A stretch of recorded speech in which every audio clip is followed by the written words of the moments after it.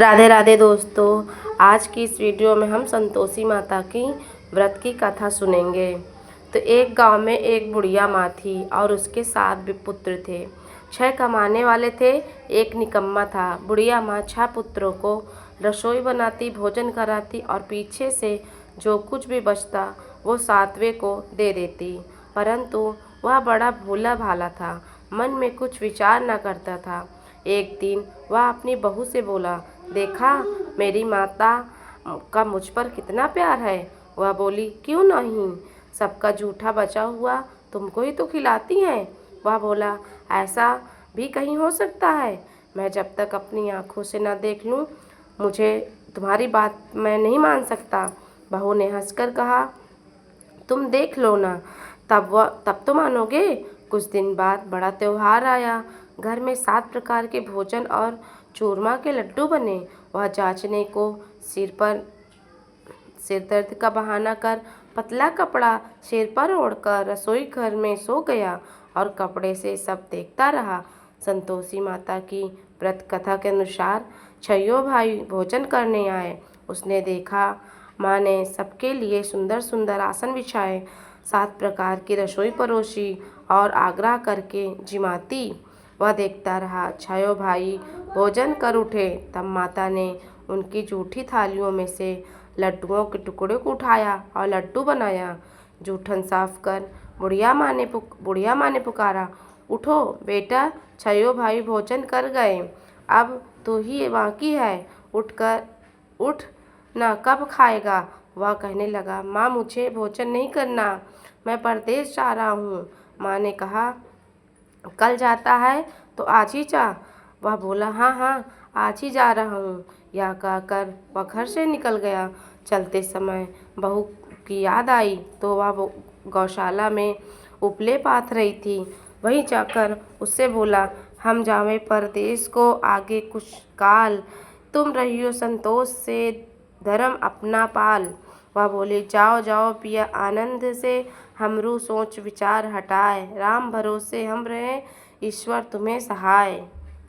देह निशानी आपनी देख धरूं मैं धीर, सुधि हमारी मति बिसरियो रखियो मन गंभीर।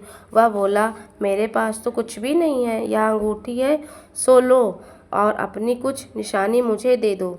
वह बोली, मेरे पास क्या है, यह गोबर भरा हाथ है। यह कहकर उसकी पीठ में गोबर के हाथ की छाप मार दी और वह चल दिया।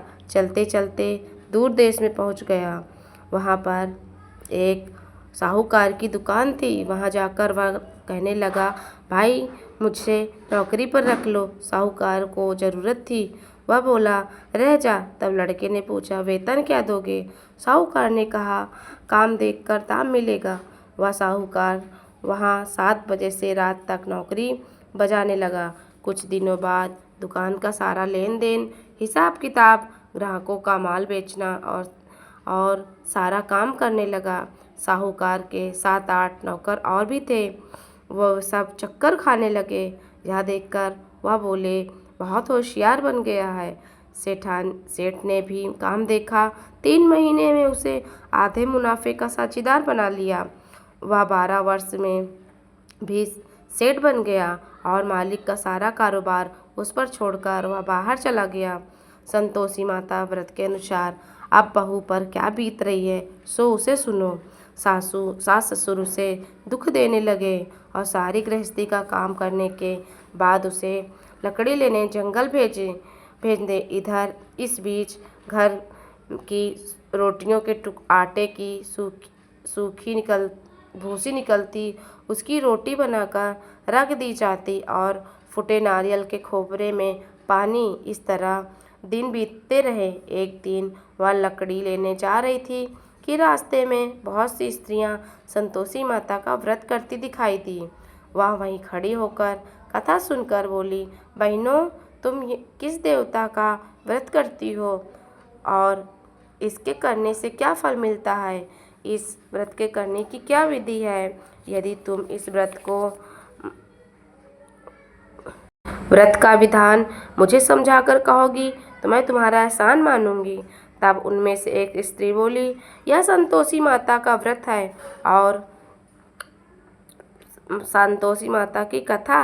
इसको करने से निर्धनता, दरिद्रता का नाश होता है और मन की चिंताएं दूर होती हैं। घर में सुख होने से मन को प्रसन्नता और शांति मिलती है। निसंतान को संतान सुख मिलता है। घर में लक्ष्मी आती है और अगर प्रीतम बाहर गया है तो वो जल्दी आता है। कुंवारी कन्याओं को मनपसंद वर मिलता है। तब वह पूछने लगी, क्या व्रत कैसे किया जाता है, वह बताओ तो बड़ी कृपा होगी। वह कहने लगी कि 125 का गुड़ चना लेना है और अगर आप में सामर्थ्य हो तो 11.25 का भी ले लेना है। हर शुक्रवार को निराहार रहकर संतोषी माता की कथा कहना और सुनना। इसके बीच क्रम टूटे नहीं, लगातार कथा कहना और सुनना और नियम का पालन करना। और अगर कथा सुनने वाला कोई न हो तो एक घी का दीपक जलाकर उसके आगे रखकर जल का पात्र रखकर कथा कहना, परंतु नियम न टूटे जब तक यह कार्य सिद्ध न हो। नियम का पालन करना और कार्य सिद्ध हो जाने पर ही व्रत का उद्यापन करना और 3 मास में ही माता का फल पूरा करती हैं। यदि किसी के खोटे ग्रह हो तो भी माता 1 वर्ष में अवश्य कार्य को सिद्ध करती हैं।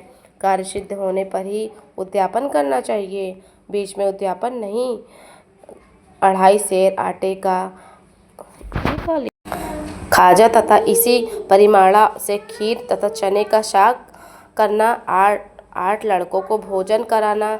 जहाँ तक मिले देवर, जेठ, भाई, बंधु कुटुंब के लड़के लेना। न मिले तो रिश्तेदार और पड़ोसियों के लड़के को बुलाना, उन्हें भोजन कराना तथा यथाशक्ति दक्षिणा दे। माता का नियम पूरा करना।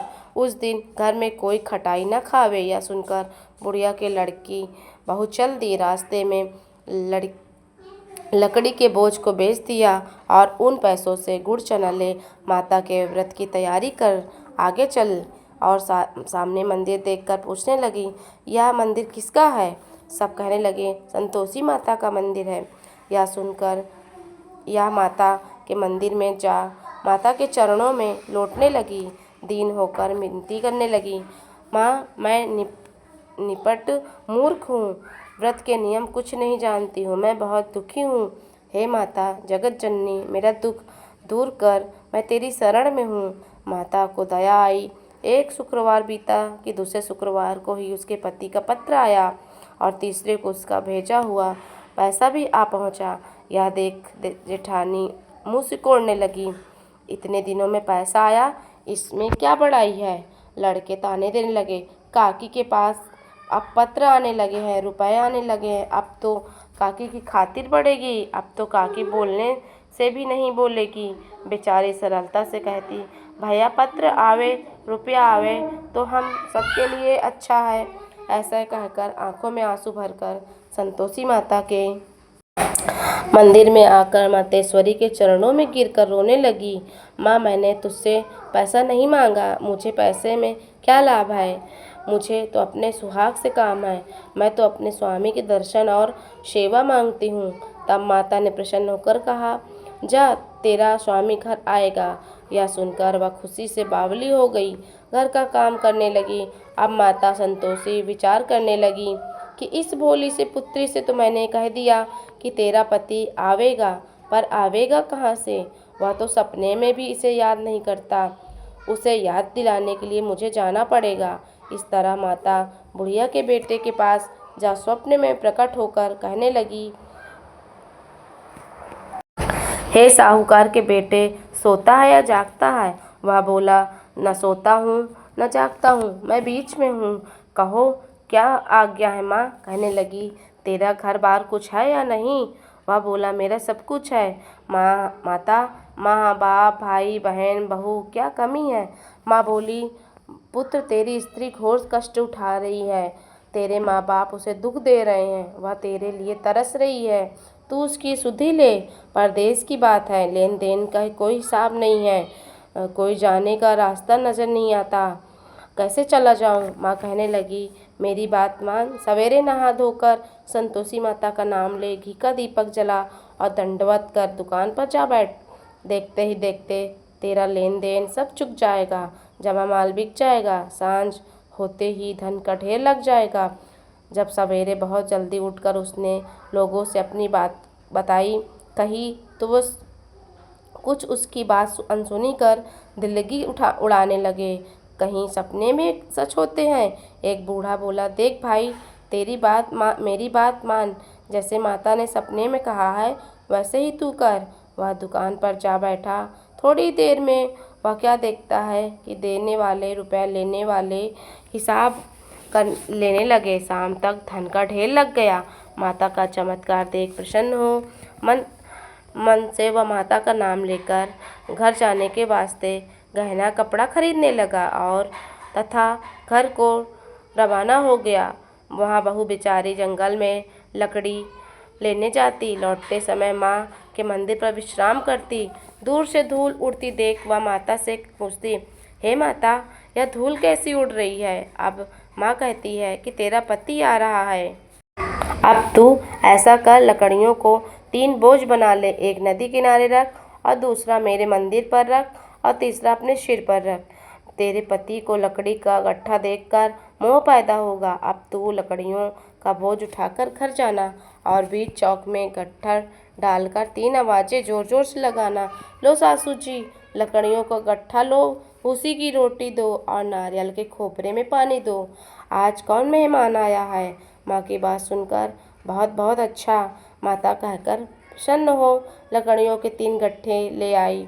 एक नदी तट पर रख, एक माता के मंदिर पर रखा। इतने में एक मुसाफिर आ पहुंचा। सूखी लकड़ियां देखकर उसकी इच्छा हुई कि वह वहीं विश्राम करे और भोजन बनाकर खाकर गांव जावे। इस प्रकार भोजन बना लिया, विश्राम कर वह गांव को गया।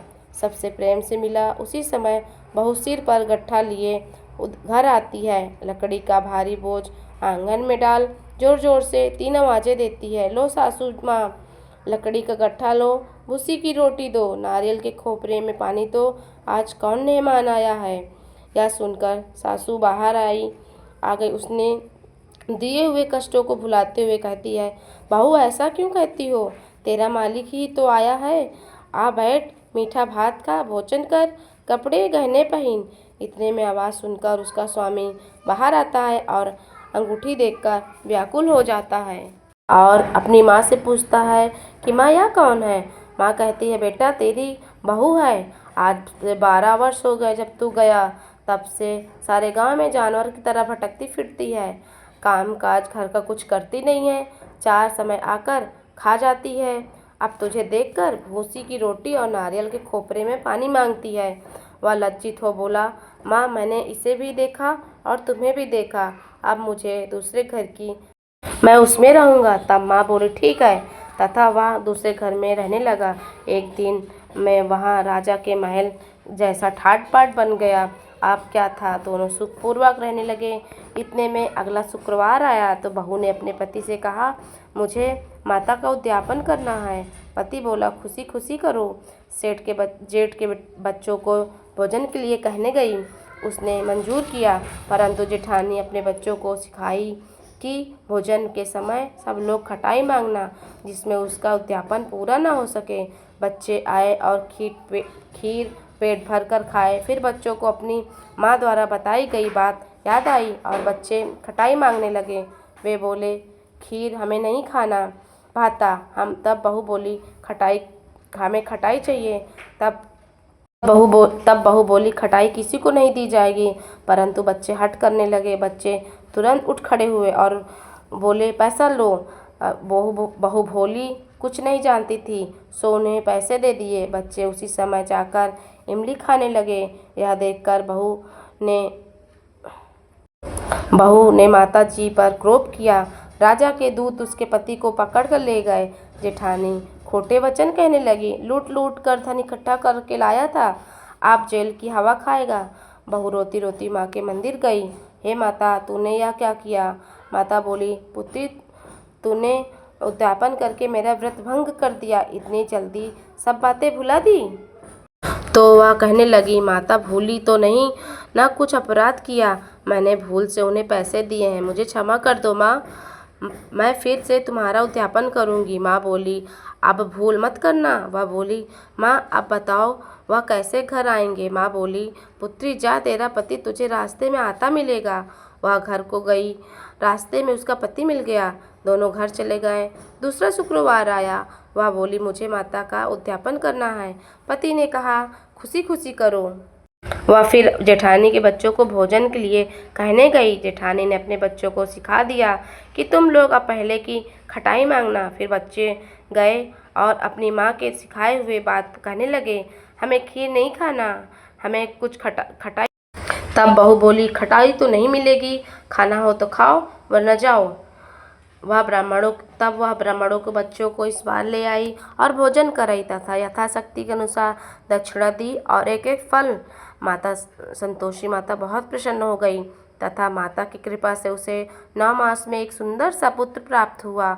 वह अपने पुत्र को लेकर रोज माता जी के मंदिर जाने लगी और सब प्रेम पूर्वक रहने लगे। जिस प्रकार माता संतोषी ने उस महिला की बिगड़ी बना दी। माता रानी जो यह कथा सुने और पढ़े उसकी सारी मनोकामनाओं को पूर्ण करना।